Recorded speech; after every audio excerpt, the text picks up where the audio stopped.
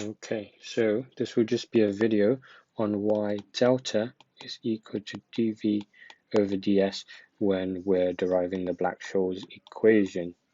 Yeah, so hopefully this helps some of you out there on the internet.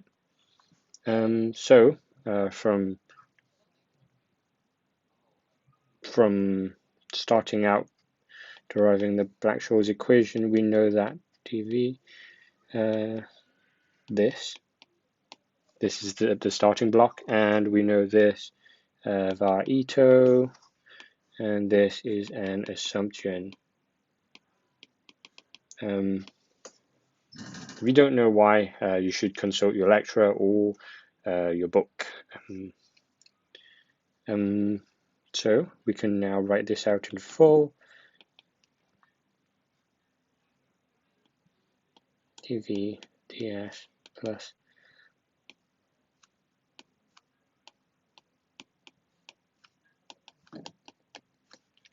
so this will be our dv dt plus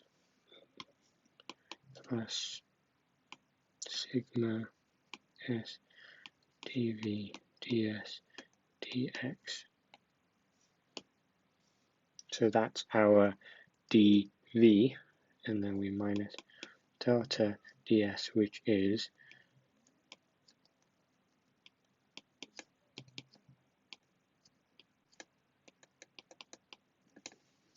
okay. So that is our ds. So now for the Black-Scholes equation, we need it to be risk-free in order to work out the price. So what we're going to do is take a look at the risk terms. So that would be our dx's. So that would be what is giving risk to our portfolio. And in order to make it risk-free, we say the combination of them will be equal to 0. So we do this. Minus delta, that's all. So part of that, delta sigma s dx is equal to 0. We want to equal it to 0 in order to make it our portfolio risk-free.